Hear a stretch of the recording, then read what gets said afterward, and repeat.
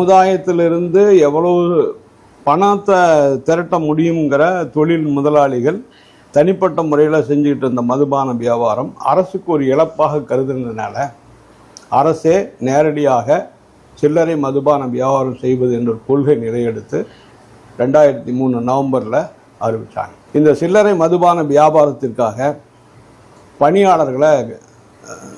பணியாளர்களை சேர்க்கும்படி பணி அமர்வுக்காக அழைப்பு விடுத்தாங்க. அதில் மேற்பார்வையாளர்கள், விற்பனையாளர்கள், உதவி விற்பனையாளர்கள், மதுக்கூட உதவியாளர்கள், இந்த மாதிரி சில பணி நிலைகளுக்கு படித்தவங்க வாங்க அப்படின்னு சொன்னாங்க. அதுக்கு இன்டர்வியூ வச்சு எம்ப்ளாய்மெண்ட் மூலமாக கால்ஃபார் பண்ணி அதில் செக்யூரிட்டி டெபாசிட்டும் ஒன்றுக்கும் வாங்கி 30,000 பேர் பணியில் சேர்க்கப்பட்டார்கள் 2003 நவம்பர். இன்றைக்கி ஏறத்தாழ 23 வருடம் ஆகுது. இந்த 23 வருடமாக 15 கோடி ரூபாய் முதலீட்டில் உருவாக்கப்பட்ட இந்த டாஸ்மாக் சில்லறை விற்பனை பிரிவு இன்னைக்கு 50,000 கோடி ரூபாய் அரசுக்கு வருமானம் தரக்கூடிய ஒரு பிரிவாக மாறியிருக்கு. ஆனால் பணியாளர்களுக்கு எந்த பாதுகாப்பும் இல்லை.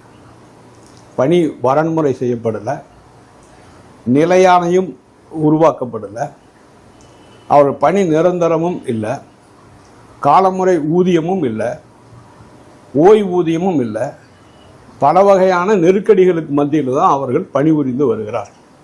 இதுவே ஒரு அன்ஃபேர் லேபர் பிராக்டிஸ் என்கிற முறையில் ஒரு நியாயமற்ற பணியாளர் நடைமுறையை இந்த அரசு 23 வருஷமாக கடைபிடிச்சிட்டு வருது. இது ஒரு பிரச்சனை.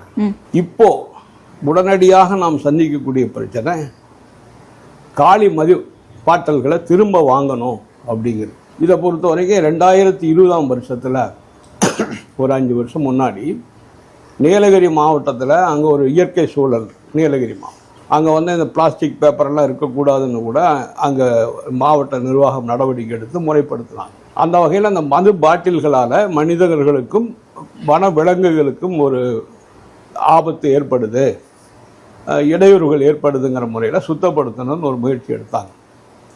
அதை ஒட்டி ஒரு பொதுநல வழக்கு உயர்நீதிமன்றத்தில் வந்துச்சு.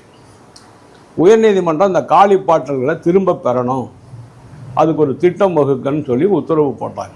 டாஸ்மாக் நிர்வாகம் அதற்கான ஒரு திட்டம் வகுத்து ஒரு பைபேக் சிஸ்டம் என்ற ஒரு சிஸ்டத்தை உருவாக்கி உயர்நீதிமன்றத்தில் நாங்கள் திரும்ப வாங்குகிறோம் அப்படின்னு உத்தரவாதம் கொடுத்துட்டாங்க. இது அரசின் கொள்கை முடிவல்ல, நீதிமன்றத்தினுடைய உத்தரவு.